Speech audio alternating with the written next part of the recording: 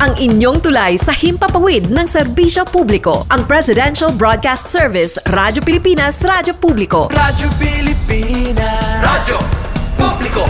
Kinilala ng pang-international at prestigyosong Asia Pacific Broadcasting Plus Awards 2025 para sa kategorya ng Government Streaming. Ito ay dahil sa epektibo nitong pagsasanib ng mga tradisyonal na media tulad ng telebisyon, radyo at print para masabayan ang mabilis na pag-inog ng mundo ng digital at social media tungo sa mas epektibong paghahatid ng mahahalaga at napapanahong mga impormasyon sa mamamayang Pilipino. Kinilala rin ang Radyo Pilipinas dahil sa patuloy na pag-akyat ng rating. Ngayon ay matatag sa pang-4 na pwesto sa Mega Manila ayon sa pinakahuling Nielsen Radio Audience Measurement Survey. At sa social media, nakamit ang mahigit 2,000% pagtaas ng bilang ng mga sumusubaybay sa Radyo Pilipinas page sa unang bahagi ng 2025.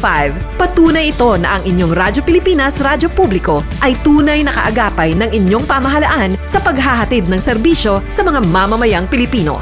Mula sa aming lahat, sa ngalan ng inyong pamunuan at mga kawani ng Presidential Broadcast Service, kasama ang inyong mga himpilan ng Radyo Pilipinas sa buong kapuluan. Maraming salamat po sa inyong lahat, sa inyong pagtangkilik at pagkilala. Radyo Pilipinas, Radyo Publiko.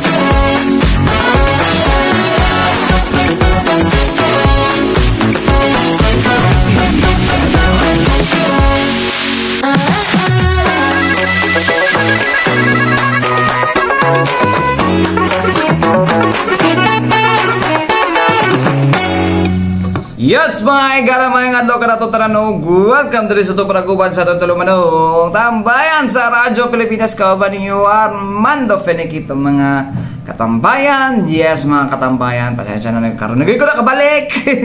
Karoon na ito nakabalik. Kay tungod ko pagaw ko gahapon, gikan ko concert, tanaw concert, mga igala. Alam mo naman, no? Singgit-singgit mo dyan na mga igala. Pag concert, mga igala, siyempre, kita mo mga ito. Inaana good na mga style good, no? So mga nakaroon mga igala nga nagpahulay ta kadali, no? Gipahulay to ko na paano buo atong boses mga igala, no? At least di na kay ko pagaw, no? Karon mga katambayan. So anyways, mga katambayan, no? Kamusta man mo diha, no? O sa inyong mga kwantira, no? Inyong mga kahimtang so far karon, no, gapo kay panahon kay gani, ha, no, so amot lang kakaron na bagi ulan sa inyo diha, no, taligsik ba o sa property nga bitaw so ganihan, no, o ganihan kahapon may gisgutan nato, no, katong regarding sa kaning kanihit sa tong prutas karong kadayawan mga igala, no, ginangit mga igala kitay mahimo ana gid kay kuan man tawagan ni si tawagan na gani kanang kuan man na gina panahon karon, no, nagi kabaguhan sa tong panahon, mga ginatawag nila climate change mga katambayan, no? So since na naman, no, kadayawan month na ta, karong taknaa pod mga igala, no, andam na to ang mga ato seguridad mga igala for kadayawan, no. So ato ang PNP, grabe na ang grabe na ang kining pagpangandam, no, alang sa ato ang mga sa atong mga activities din, no, nanadira to ang nadira to ang mga atong DCPO, grabe ang CIMEX may no, para maandam ra gyud, no, ang ato ang kapulisan, no, nga bantayan jud sa mga igala, no.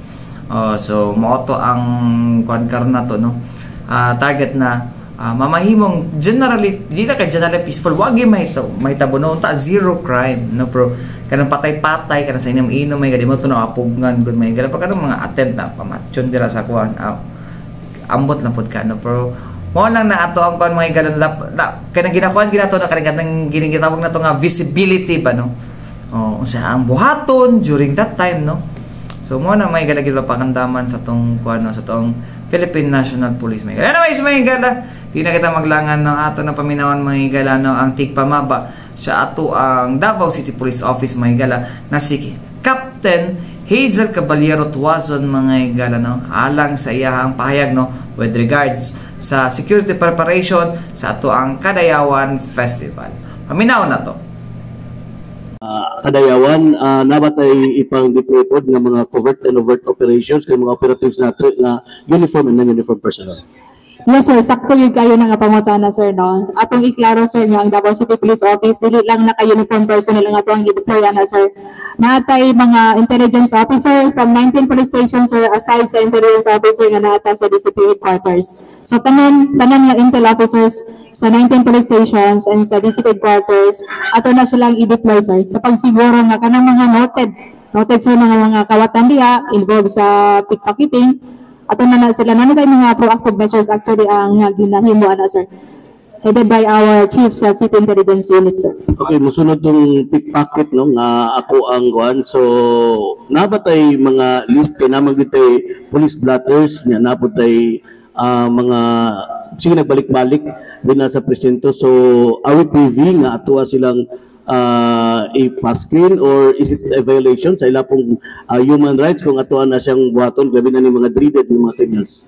Actually sir, nga ito ang acting city director sir no, Police Colonel Manan Moarip sir, na sa mga instructions sa atong mga station commanders katong mga Rose Gallery gani sir, katong mga involved sa namumutay uplan that's to sir sa mga involved sa robbery, akit bahay, theft, sa DC and snatching. So na sila dito sir, ang gusto sa atong city director is iwas ato sila tanan ng mga involved sa krimen diri sa ato ang AOR and then ipanghatag-hatag na sila tanan sa ato mga station commanders kay just in case especially karon sa Kadayawan ang ato mga intel officers so, familiar na sila sa mga kawatan involved sa robbery ng mga individuals na nato mga monitoring ana sir. Okay, regarding pud sa drug menace no sa ato ang mga sosyedad sa katong giingon ni mga revitalized police sa barangay, are we going to strengthen that kining program of ours sa Philippine National Police tungod kay during activity season like Kadayawan, nagkadaghan ang mga muani diri and then we don't know who dik and hari ang muani diri. So are we going to monitor diya sa barangay 11 or are we having close coordination sa ato ang mga barangay officials regarding that thing ma'am, especially in drug addiction, drug menace?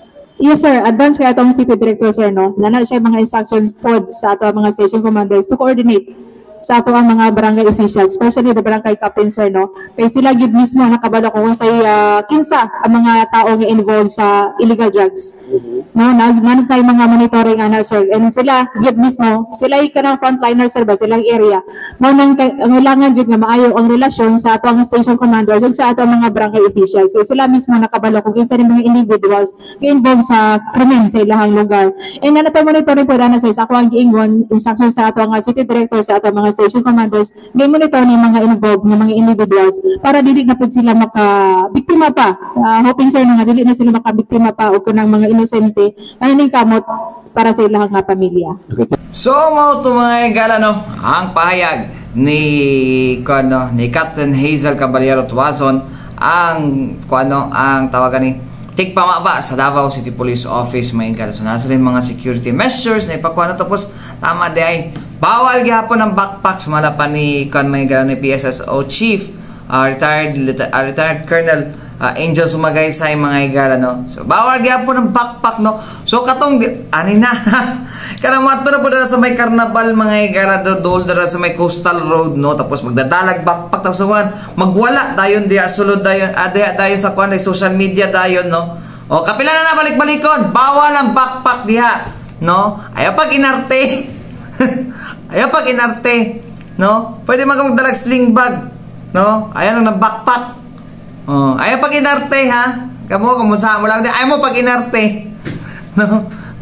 Nakadala mo kotse tapos dili mo makadala kaning extra bag, clear bag ba o backpack. Kanang clear bag or sling bag. Ay nako. Ay gid mo pag inarte, no?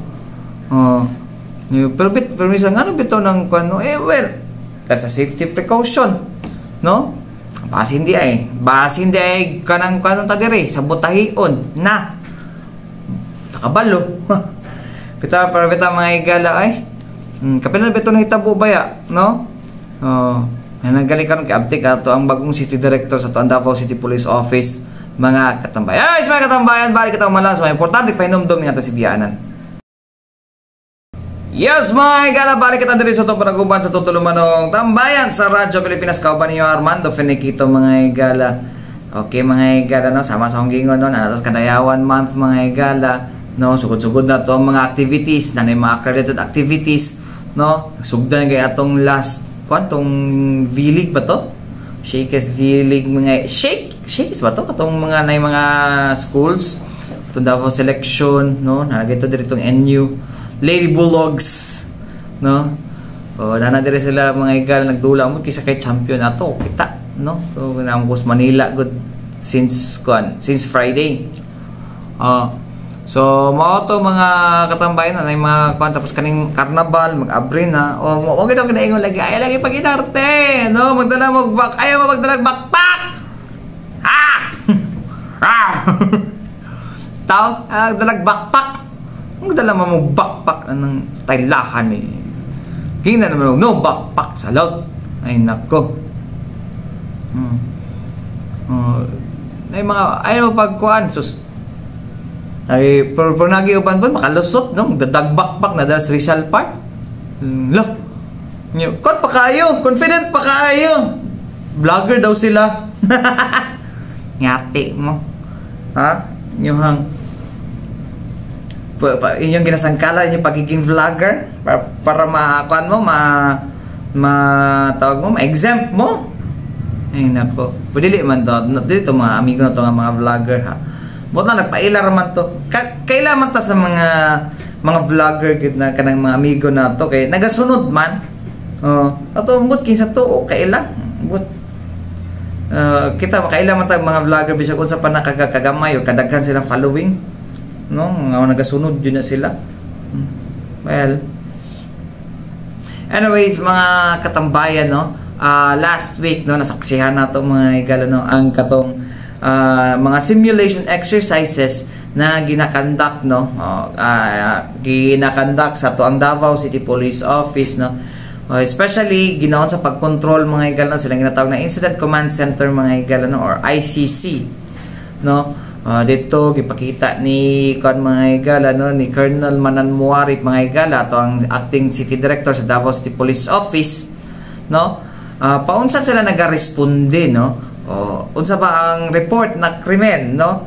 So paspas na siya mo well sa Davao City paspas man na siya, no, pero kani siya mga igala, no, it's gikon po na po kaning kuno system po na to ang kapulisan po na gina-implement mga katambayan, no, for us mga igala na makafollow sa 5-minute response rule mga igala or policy sa ato ang Chief PNP na si General Nicolas Torre III. So kada siya mga katambayan, no, ginapakita ginila, no, ginapakita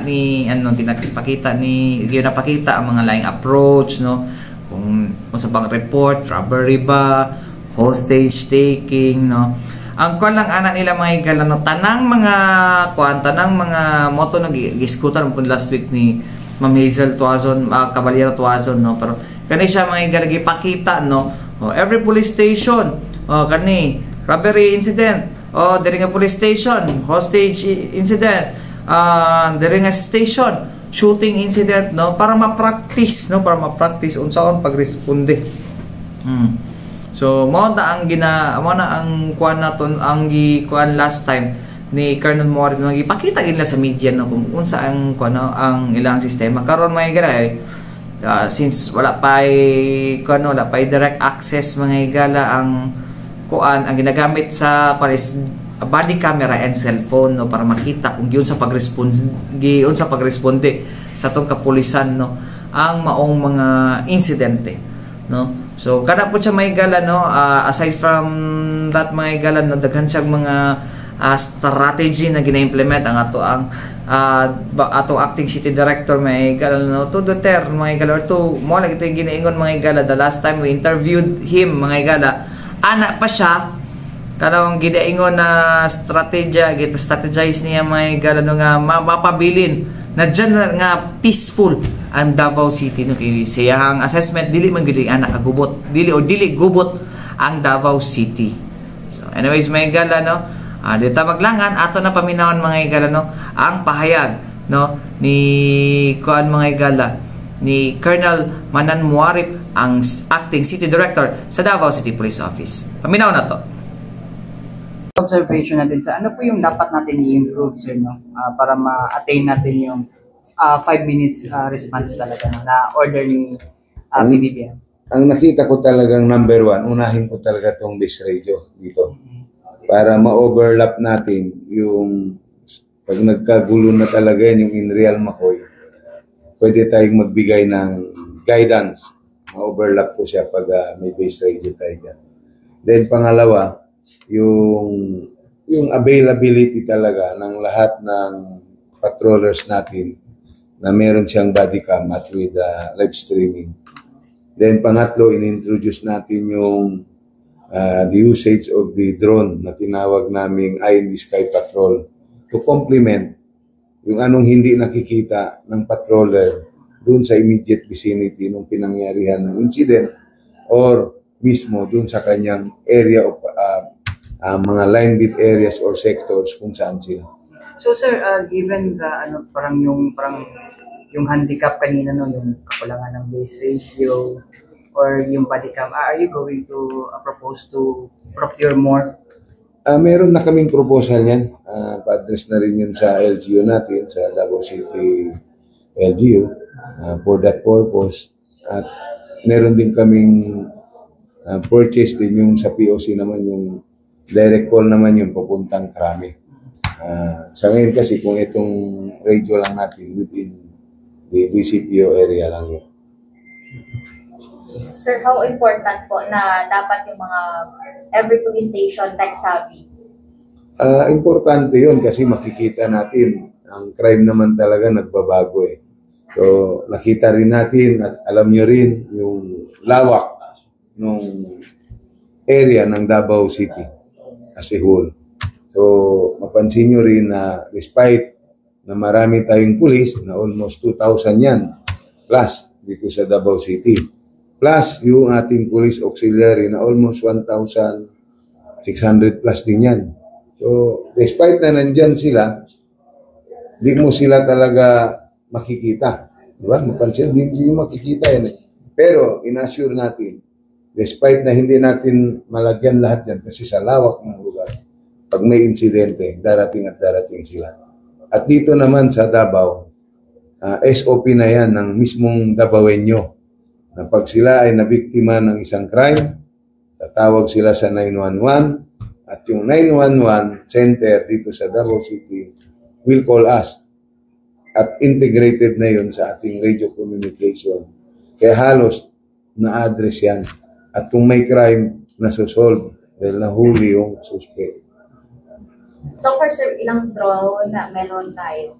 So meron na tayong drone ng lahat ng station, Commander. Ako meron na rin. Then meron na rin dating 4, no? 4 na dito na siya. So mag-open tayo ng enhancement training. Hindi lang tuturuan yung nandito na marunong mag-drone. Pati yung patroller, pati yung driver, and even the station's commander. Kasi sila ang makaka-react in cases na merong mangyari sa bawat AOR nila.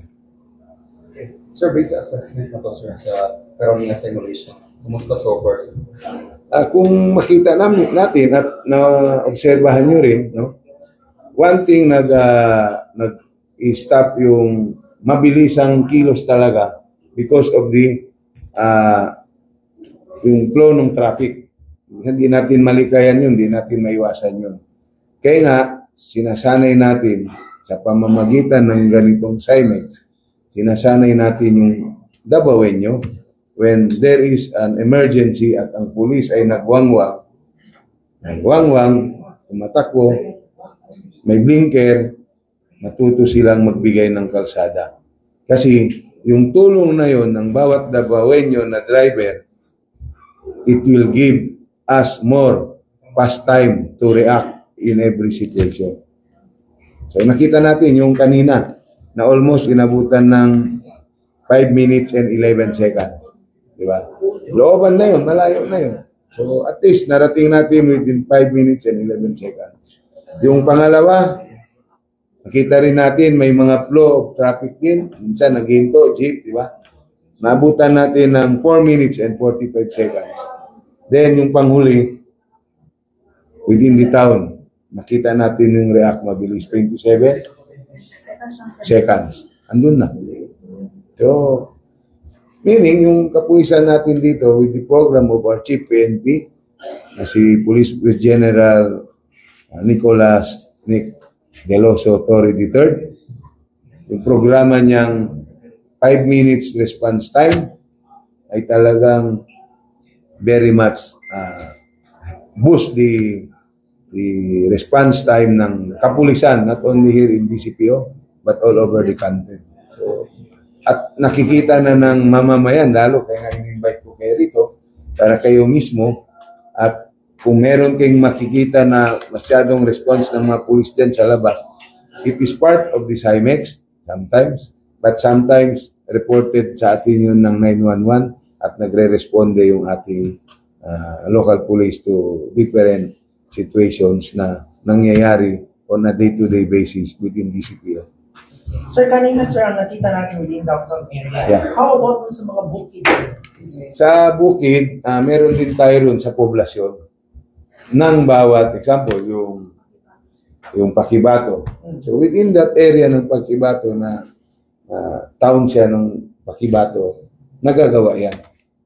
Pero when it comes dun sa loob-looban na, tulad nung pinuntahan namin sa area ng Toril, na bundok na looban, sirang kalsada, the 5 minutes response time, ibang approach to. Hindi siya makuha sa 5 minutes considering yung kalsada.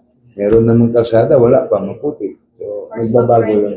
But ina-assure natin yun kasi meron ding bigay tulong ng ating local government. May in-issue sila sa ating masasakyan na 4x4. Those vehicle will be properly utilized to address ng question in the Parplang barangay sitios of Davao City. So inyo po sir, with the help of the local government, especially city government of Davao, no, na nagbigay sila ng mga sasakyan and other equipment, malaking tulong to attain the 5-minute response policy. Yes, 101% yun. Not only 100%, 101. Kasi kung in other places, no, nakita natin, limited lang ang capability ng PNP in terms of vehicle.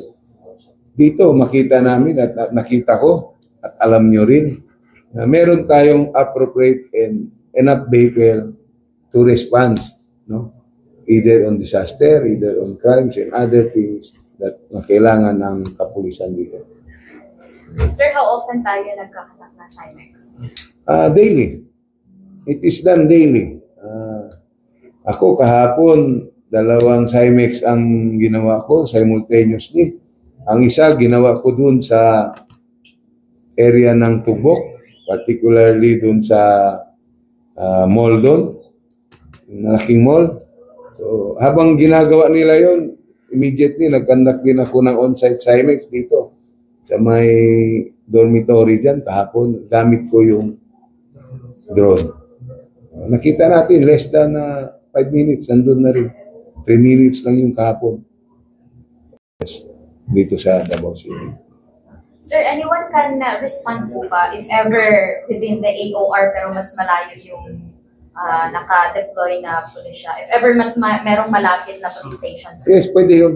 Lalong-lalo talagang aggravated yung situation sa Real Macoy. Who will be the nearest? Siyang pupunta ron. Lalong-lalo yung boundary. Nainagawa na ako niyan 2 days ago. Di ba? Yes sir, for example, kanina. Yung isa, pumuntang nag-respond kahit hindi niya area kasi siyang nearest. Then, dumating yung talagang naka-AOR doon na malayo na sa boundary nila. Yung bahada yata yun, no? Yung the other weekdays. For example, yung kanina sir, AOR yun ng Bahada pero mas malapit ang Santa Ana. So, nag-respond, di ba? Ganun.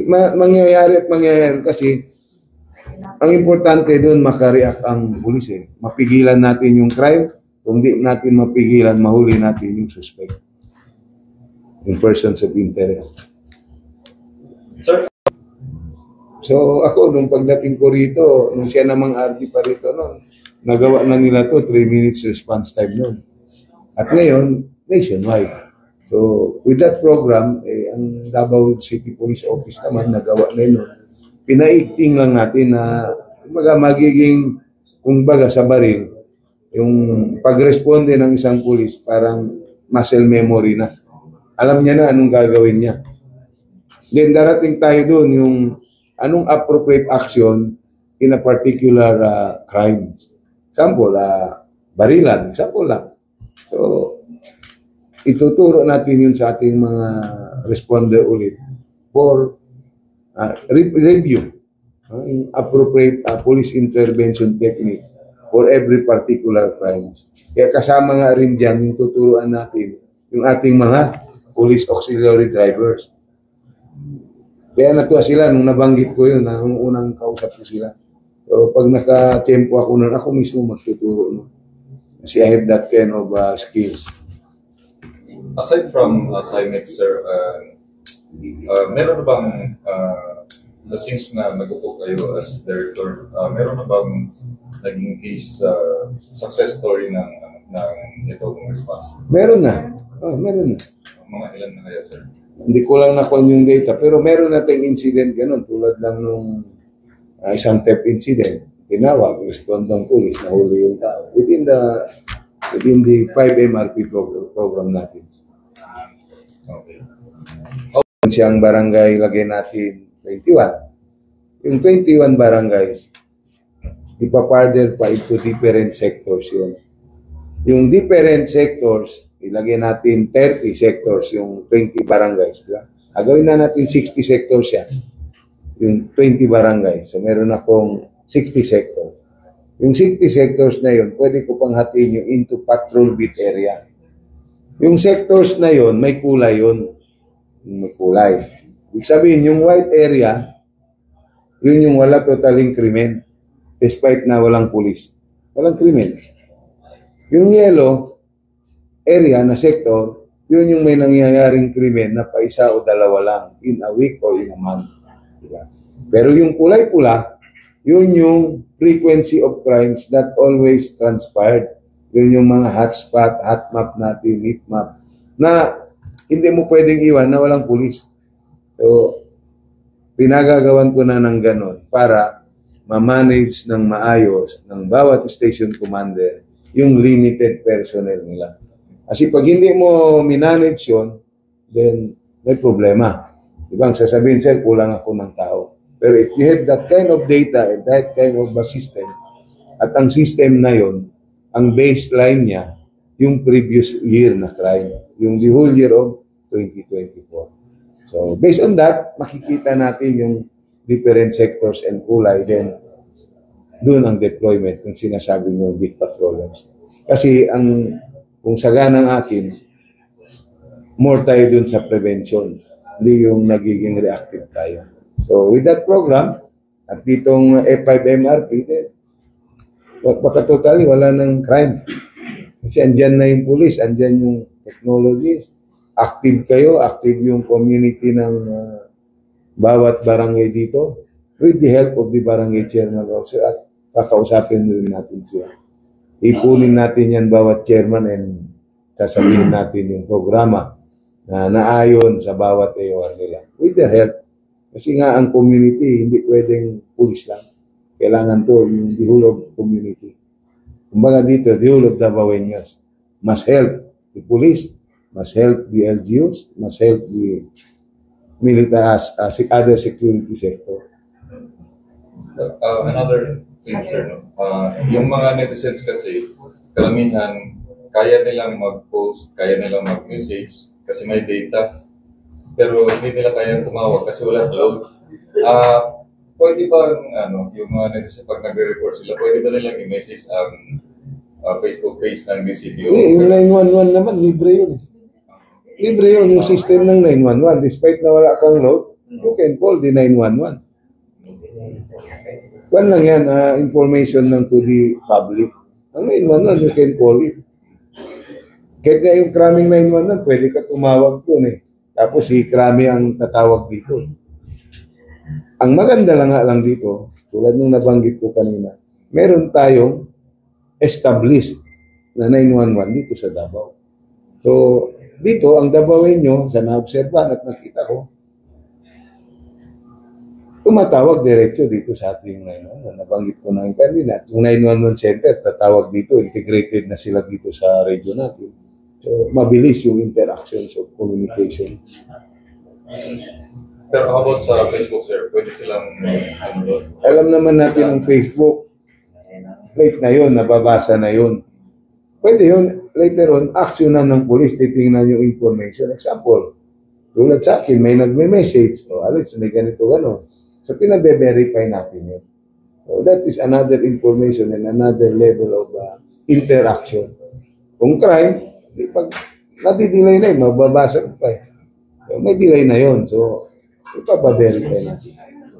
Hindi siya yung tulad nung call, mabilis tayong tumakbo. So, kung may Facebook comment, Facebook information dun sa messenger, yes, it is okay. Kasi ma-actionan natin yun at pag nabasa natin. So mga ito mga higala, no, ang pahayag ni Colonel Manan Muarip mga higala, no, ang acting city director sa Davao City Police Office. So moto yang pauna pa lang moto yang mga pahayag mga higala with regards sa mga tubag, no. So moto yang gingon pod last time, no, nga dako jud ang ang role jud sa LGU mga higala, no, sa pagsuporta sa ato ang peace and order, no. Vital gud mga higala gud, no, ang cooperation sa LGU nga to sa kapulisan. Ano man, no? Of course, ilaha man ang syudad, no? Siya may kuno sila mo iko naman sila tigpatuman sa balaod, no? So, nindot no ato mo to yung gibanggit na nindot nga naagi tawagani na ay police auxiliary, no? Para motabang responde mo na yung ipailalom sa training. No, dapat ay driver, no, nga dili agad police ang mag-drive ang mga mga mobile patrol units, no. O nagi driver gyud mga iga driver ra gyud ang trabaho, no. Ang police dito na responde. Para wala ilusot daw bang mga police nga patik-ating driver man ka. Last. No, na para sa ubang mga mga provincial, municipal, no, gusto na driver lang sila. Siguro to para makaiwas sa responsibilidad. Joke. Kita mga higala dili man sa Davao City mo ginaginakuan, no, kay dako manggutang nga syudad mga higala, dako ta nga syudad, no, pati bukid ato nay bukid na Davao City, nay syudad na Davao City, di ba? Mo na mga higala nung although inganta kadako pero nagpabiling gyapon tag peaceful, insurgency free at insurgency dire sa Davao region, no, especially Davao City. So yes na that's our bragging rights, no, na kwanta, no, isang sabi nga one of the safest cities kita sa tibuok Pilipinas or maybe the whole world, no. So anyways mga katambayan natin kung oras ang anan sa tibuok pwersa sa DXRP Radyo Pilipinas, Radyo Publiko Davao mga higala. Ako yung nakabala Armando Feniquito, anan sa tambayan sa Radyo Pilipinas. Hanggang sunod na sa dagang salamat o mayang adlaw ka na tong tanan.